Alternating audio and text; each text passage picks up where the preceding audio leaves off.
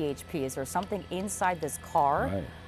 You know, did something happen prior to this chase? We don't know much about this person right now, but we do know that they did not stop when the CHP tried to pull them over. And that does appear to be a larger Mercedes-Benz, older type of a vehicle, we've been told. Desmond, we see the night sun, if you will, from the law enforcement chopper overhead. Can you tell us which agency that is? Yes, this may be, I'll see if my pilot can get me the, do you know what agency that is, Mitch? Okay, it's CHP's chopper overhead. So they're pretty much exclusively on this from the air and on the ground. This looks like it might be one of those 90s Mercedes. If it's an S-Class or an E-Class, I can't quite tell. And I was just trying to look on the back to see if there was indeed a license plate. It's really dark, kind of hard to see, but supposedly they pulled him over for not having any plates on the car. That was one of the things that we heard. But really, really low speeds. You know, it's just sometimes we see, you know, these pursuits blasting along at over 100 miles an hour on the freeway, and this one could not be any different. He's kind of going between lanes, but really, really slow speeds, only about 40 miles an hour as we prepare to cross the 5 freeway on this one. And CHP's been kind of content to keep everyone back. You see several units here engaged there. Because he's at a slow speed, they're not going to want a bunch of innocent people to go passing him by, not, you know, knowing exactly who they're dealing with. So they're almost kind of, you know, slowing down. They're almost kind of slowing down traffic. Did we slowing lose down Desmond? all of the civilian traffic here. Jeff, can you hear me? Hello? We can hear you, Desmond. Keep going, please.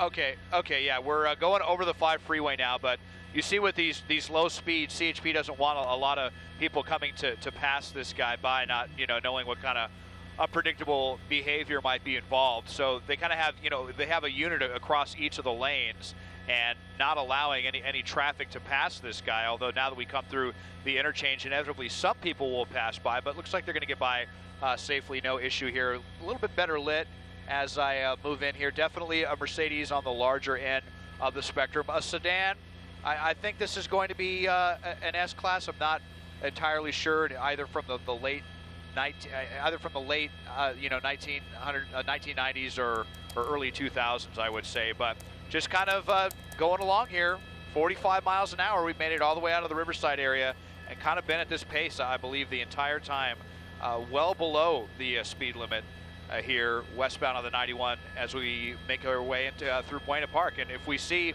him get off the freeway, that might be a good opportunity for a pit maneuver. We'll see. You know, he was hugging the center divider, and then you saw right there he was hugging the far right-hand lane. So he's been, you know, in and out of lanes.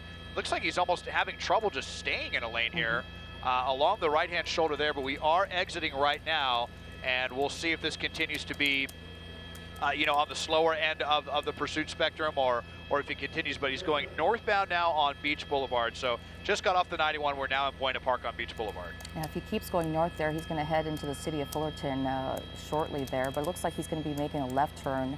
And I believe that First Street, let's see, I'm trying to remember what that First Street, do you know what that First Street is there? Oh, he's making a U-turn, actually, possibly getting back onto the freeway or stopping. That was Orangethorpe right there. Well, that was Orangethorpe right there, Susie. But yeah, he just made a U-turn, made it look like he was maybe like he was going to give up, but then he stopped, and now he's starting again. So are we playing the game that we like to see a lot of these suspects do, where they play this game with officers, just make this go on as long as possible? Look at this erratic driving, just kind of swerving all over the place right there. Was that the freeway entrance for no reason? right there? Makes you wonder. It was, and then he kind of went away at the last second, and then again it looked like he was going to go to the other side, to the west, to the eastbound 91, and then he cut away at the last second. So I'm not sure if he's just swerving to try to kind of think that he could, you know, shake officers from, if he's trying to kind of confuse them, or if this person is impaired or what. But the kind of, you know, driving back and forth across lanes coupled with the slow speeds, you know, makes me think that there's something else afoot here besides obviously just the traffic violations, you know. And we see it so many times with so many of these suspects when they have a rap sheet. They have, you know, outstanding charges that they're wanted, or parole violations or something like that. So almost it seems pretty certain that something else is going on here, that, you know, why is this person resisting so hard? But they're not doing so in a way where they're flying 100 miles an hour down the freeway. blasting through red lights or anything like that. Besides the kind of swerving back and forth, he hasn't done anything, you know, too erratic, hasn't been driving quickly. You see him waiting at this red light. It's kind of always awkward to see these pursuits sitting at red lights, and this guy kind of acting like the cops aren't behind him, and the police not wanting to stop them, you know, when there's so many innocent people nearby, and all these other people, you know, around have no idea that they're, you know, that they're watching a police pursuit basically unfold right in front of them. So he made that U-turn. He was, you know, Buena Park, and now he's southbound on Beach Boulevard, so going by Knott's Berry Farm, and he'll be headed down towards the Anaheim area. If he continues, we're going to have to basically negotiate some airspace with John Wayne Tower. So we'll see what happens, but we're getting ready to leave Buena Park and head to Anaheim southbound on Beach Boulevard. Okay, that vehicle you see there in the middle of your screen, hugging the left lane there, possibly, well, applying the brake is going to be the driver of an older model, appears to be an older model Mercedes, possibly the large S-Class vehicle. The windows appear to be darkened out as well. Desmond Shaw is overhead in Sky 9, and we're getting some information from our assignment desk here, Susie, that CHP would like to use the spike strips. That's certainly something that they're very, very adept at, and they have a lot of training with that. And once we get on these surface streets, that certainly could be something that they could do. They never do that on the highway because at those highway speeds, that's too dangerous. But this is a suspect that was found in the Riverside area with a failure to yield. CHP wanted to pull this person over because there was no license plate on this vehicle. That's right, and like we said, it started in the Riverside area around Santa Ana Canyon and went westbound on the 91 in Fullerton and exited off Beach Boulevard in Buena Park, just passed through the Knott's Berry Farm area, if you're familiar with that area, just off La Palma and Beach Boulevard. Looks like he's just stopping right there along Beach Boulevard and possibly giving up, but then he's done this before. So it's kind of like taunting police, but it looks like a door is opening. I see a door open. That's a bit passenger side. It looks like a rear passenger door open, and someone getting out, someone who was in the rear of the vehicle there.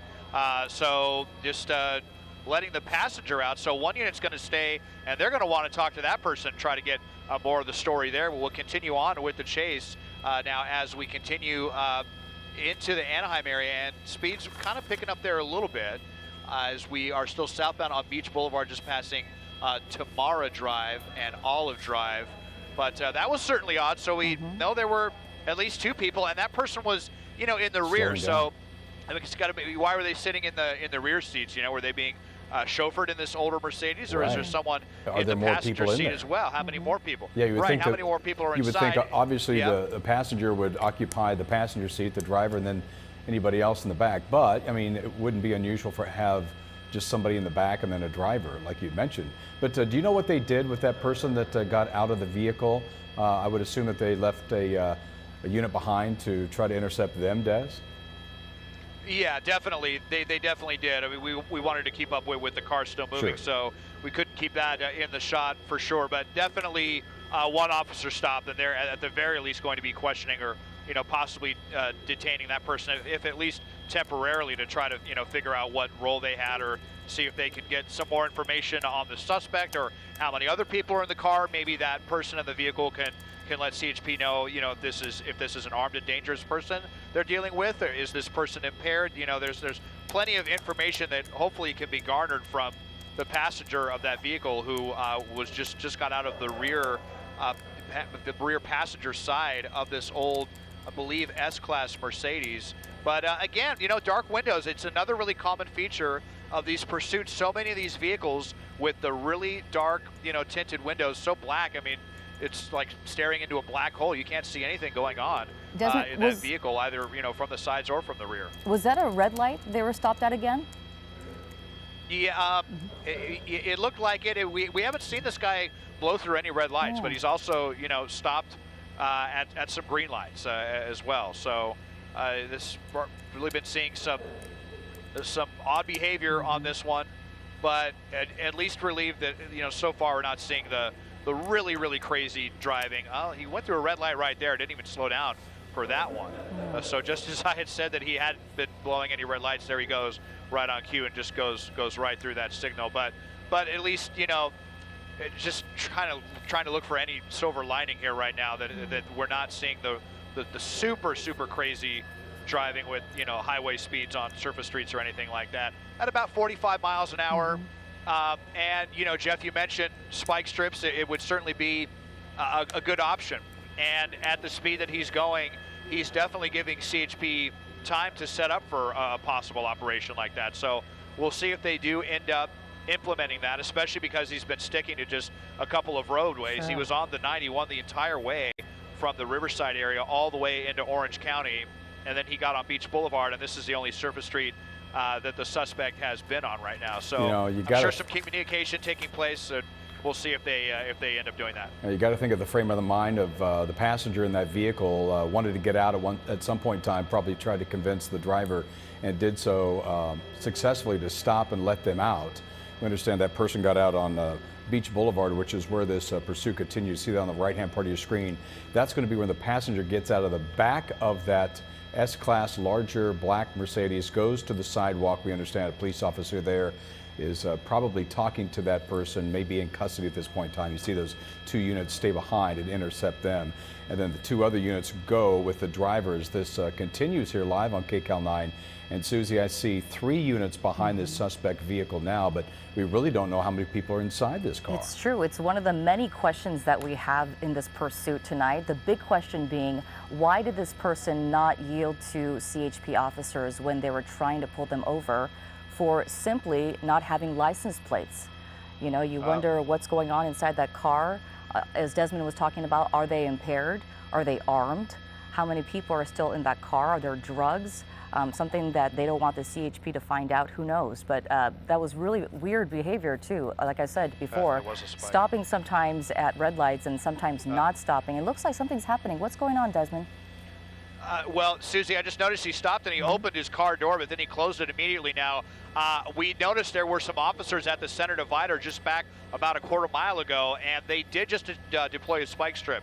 I heard them calling on the radio, the dispatcher asking if the spikes made contact with the tires. I haven't heard the officers call back yet if that is the case, but we saw right there CHP not being afraid to get a little bit aggressive and try to bring this to an end as they had officers. That was a really great place to do it because you have a large divided street with a big safe area for the officers to park and get out and then kind of hide in front of their car, and then right at the right moment, you know, throw the big spike strip out. It looks like that's what they did, but might still be a bit of time before we find out just how effective that spike strip was. But then he came to the red light and he opened his door for about a half second and then closed it again.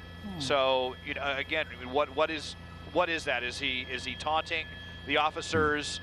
We see it so often in these pursuits where these suspects just almost seem to want to annoy the officers. You know, as they continue to drag this out. But at least one attempted spike strip. We'll try to find out if that was successful as we drift far deeper into Anaheim here southbound on Beach Boulevard.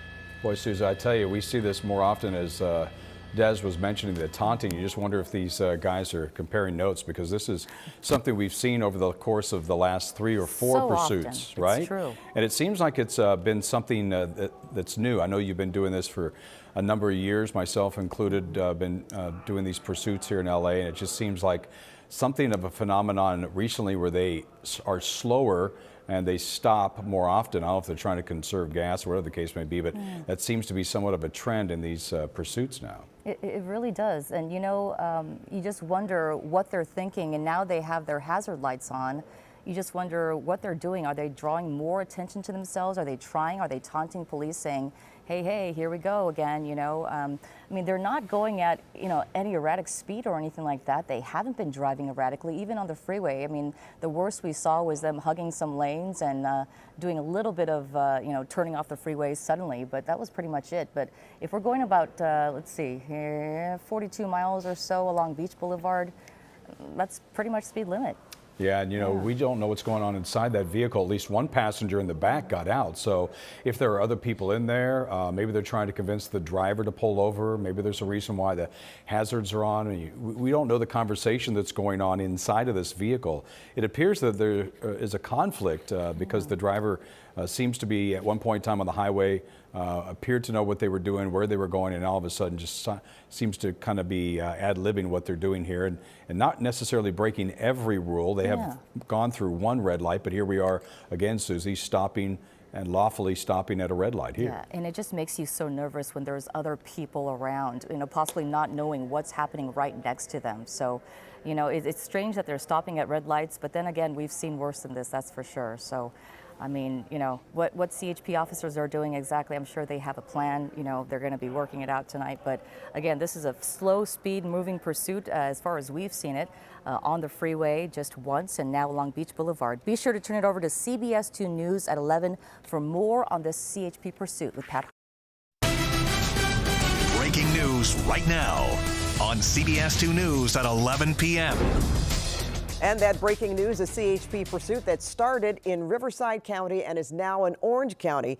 Desmond Shaw is live in Sky 2. I guess you're in Garden Grove right now, right, Desmond? That's right, Pat. We just left Anaheim, getting through Garden Grove, and as soon as we cross the 22 freeway, at this rate, we will be headed towards Huntington Beach, and we'll see how far this goes as the suspect goes through another red light there at kind of a major intersection. He's not lucky. Now, this started off with the slower speeds, and actually the slower speeds have continued, but the driving itself has gotten a little bit more chaotic, a bit more dangerous, especially as he goes through some of these red lights. Not really fast, not 50, 60, 70 miles an hour, but still at 20, 30 miles an hour, not slowing down at major intersections. But fortunately for him, haven't seen any cross traffic, haven't been any real close calls, but we have seen some spike strips. We know at least one was successful. We heard that, the first one that we saw back in Anaheim. And again, we're southbound on Beach Boulevard, and here we go under the 22. And just within the last minute or so, CHP attempted another spike strip. So we'll see if that one was successful as well. But it sounds like at least the first one was. It's unclear if it hit one or two or all four tires.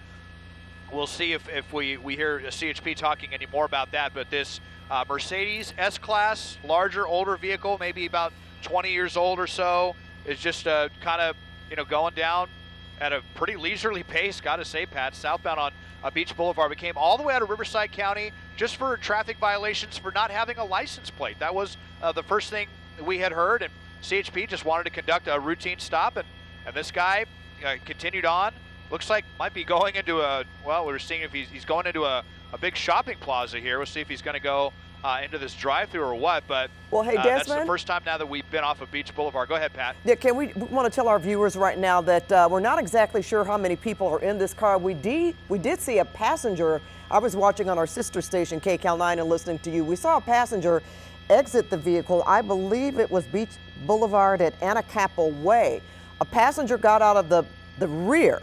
Now, again, what's he doing here? What is? Oh no! Whoa! Okay. Oh, driving up onto the sidewalk in front of the Walmart. Crash. Okay, and there he goes. That was bailed. the plan. Look at that. He got out, stopped the vehicle, and just flew right out the door and into that Walmart. Now, let's see if anyone else gets out of the car, because, yeah, you mentioned it, Pat. One person already got out. That was a passenger that got out of the rear compartment, and since they were coming out of the rear, we were wondering, of the rear seats, if there was anyone still in the passenger seat. So we'll get an answer to that question shortly. But that guy just darted into that Walmart at full speed. It looked like it was a guy. And so now he's inside of this large, big box store. This is what CHP really hates, because, this suspect that, for whatever reason, would pull over. They've got to wonder what else is going on with this person. And they just ran inside this big box store thinking that they could get away, maybe thinking that they could run to the rear of the building. He's got a ways to go, and there you see CHP not hesitating to get to the rear exit there, the emergency exit. So they're going to be standing by if this guy thinks that he's smarter than the cops to get out the back door and hop by that wall. He's got another thing coming. They just got there, and they're also keeping their spotlight from their helicopter overhead. But CHP now coming in. It looks like they're clearing the vehicle. Yeah, it looks like they're clearing the vehicle, and it looks like it was just the driver and the person in the rear seat, that one other person. So strange to have just one other person, sitting in the rear seat, kind of chauffeuring them around. But you see them there around the car, and they haven't had any other suspects coming out. They're acting pretty casual, so it's a code 4 as far as the vehicle goes. Of course, they'll be searching that for evidence or firearms or what have you. But now the bigger question is, what is going on inside the Walmart? Is this guy, you know, there's 100 different places that that someone could hide in a dressing room or in a back office, in a restroom, and they're going to be obviously watching to see if that emergency exit door comes flying open with the suspect coming out. They're looking on the roof as well to make sure the guy doesn't try to get up there to escape. So this is a really, really weird ending to this pursuit, Pat. There's no question about that, Desmond. Want to make sure we get the location that you are, if you're still in Garden Grove right now. And just an observation, Desmond, you know, first of all, I thought he was going to crash when he just pulled right up on that sidewalk there and jumped out. It looks like he had on a white dress shirt, a long sleeve dress shirt, and some pants. You know, we've been talking about, could this person be a chauffeur, or was this person chauffeured in the back seat, because this is an older model Mercedes sedan, it looks like. Don't know that for sure. But also observed that officers have quite a bit of help on the inside. Did you notice how many people were coming out sort of giving them directions whilst pointing like which direction this guy ran in? So not exactly sure how far he's going to get. But it's very interesting too, Desmond, that you mentioned the want originally was failure to lead, and then you talked about him driving certainly on the 91, which is why the CHP got involved. And I noticed during this pursuit, when it got on surface streets, that they were able to actually even close off some intersections so people couldn't, and I imagine that's when they deployed the spike strips, but they wanted to make sure that some intersections were closed off and people couldn't get through. So we still don't know exactly what this person was thinking. I'm sure officers have talked to that passenger that jumped out by now. Right, yeah, hopefully they got, you know, some good information about the suspect from talking to that person. But I know I was almost thinking, is this like maybe an illegal taxi or something like that? But and you can see, you know, it looks like they're just trying to look on the windshield right there, seeing if there's like a note, or it looks like there's something on the dash of this vehicle. But I mean, it's kind of hard to imagine that you would be, you know, an independent taxi or something without even having a license plate on your vehicle. It seems like that would be pretty risky. So Garden Grove PD now, it looks like they're arriving to the scene, and they're going to have to seal this off. And I mean, you're talking about a really, really large store, obviously a Walmart with, you know, a big store filled with a lot of stuff. It's going to be difficult to get the suspect out of here for sure. And you see the spotlight still moving around as well from the rear entrance to the top of the building here, just to make sure this guy didn't try to get out any kind of, you know, fire escape, or maybe like a maintenance exit or something where someone might go to work on, you know, the air conditioning or on the top of the building or something like that. So they're going to have their work cut out for sure. And then, you know, you've got a lot of people inside. They're going to want those people to get out, but then they have to make sure that the suspect isn't one of the people exiting, you know, if they're trying to get civilians out of there, Pat. Yeah, you know, we could write a movie, Desmond, because, you know, in my mind, I'm thinking, I wonder if he thinks that he can just go somewhere to another department. I noticed there's a Costco next door. He can maybe casually walk in and pick up some clothes to try them on and then come out with something different. You never know. I mean, what this person could be thinking, but they certainly weren't thinking very clearly to do what they have just done in terms of, you know, pulling up on a sidewalk and stopping right in front of a store and jumping out the car. So there's something going on, obviously, beyond a failure to yield, wouldn't you say? There's got to be some other reasons why you're going to just put yourself in jeopardy like this. Yeah, I mean, absolutely, because you went for, you know, what could have potentially even just been a fix-it ticket or a fine or a citation to a felony. So why are you risking that? What else, you know, are you hiding here? And I'm just thinking, Pat, that this was this guy's plan, and that's maybe why he was driving so slowly. He was maybe looking for a place to do something like this, and it maybe clicked in his head that, you know, if he could get in and you know, dart into a huge store quick enough before the cops could follow him in, yeah, maybe he's going to try to pull you know, a switcheroo like that with his clothes or something, take something off the rack. It wouldn't be the first time that we've seen suspects before where they're wearing, you know, a hat and a sweater or something. They take the hat off, they take the sweater off, or or even a change of shirt and then, look casually coming out of the building. So remember the one in Studio it could be City? difficult for CHP. Remember Studio City, Desmond, not long ago? The guy ran into the Michaels? No. Oh, of course, right. Yes, that's right. You were over that. We did cover that. Yep, I remember now. You're absolutely right. He went into the parking garage and then kind of snuck up the elevator and was actually trying to get a ride out in other people's cars. And so LAPD was having to check every vehicle coming out of that big parking structure. And then they found out that he was in a store. And then they tried to have him, they had all of the innocent people come out, and then he came out last, and he just tried to kind of blend in. But casually. LAPD had the description on him, and they were able to detain him, and they ended up getting him. Well, it's interesting too, though. This looks really, as you say, this is a huge big box store there, and there's Costco. But look at it's 11 o'clock at night. I guess I'm a little surprised. I didn't know that, I guess this Walmart is open for, there's a McDonald's next door, especially during COVID. I'm surprised that these stores are open as late as they are. So I'm learning something new at the same time watching this unfold here. Because it's after 11 o'clock at night. A lot of these stores are open late, like a Walmart. Some of them are 24 hours. But you know what? Look, they're taking someone into custody right here, Pat. We'll see if we can get a little closer to this. But this is actually up on the street right here. Looks like this is going to be Trask Avenue. Trask just to the west of Beach Boulevard. So south of the 22, and they may have pulled him out. But if this is the person, I mean, look how far he got. If he maybe, went through one of those emergency exits. When you have a lot of these big box stores that border each other, some of the emergency exits are kind of function like big hallways that, funnel to the outside. So maybe, he used one of those, ran down the hallway and got down to the side. But they are taking someone into custody right now. And so it looks like CHP and Garden Grove PD, they may have finally got their man on this. Is this like to the right of the screen there, Desmond? Yes, he's on the ground. This was to the left. Yeah. Okay. Yeah, on my right. monitor, We'll try to it's get in front of the signal right now. Yeah, gotcha. Right in the center of the screen there, in between the two signals, they got someone down on their knees, and looks like they're putting him in handcuffs.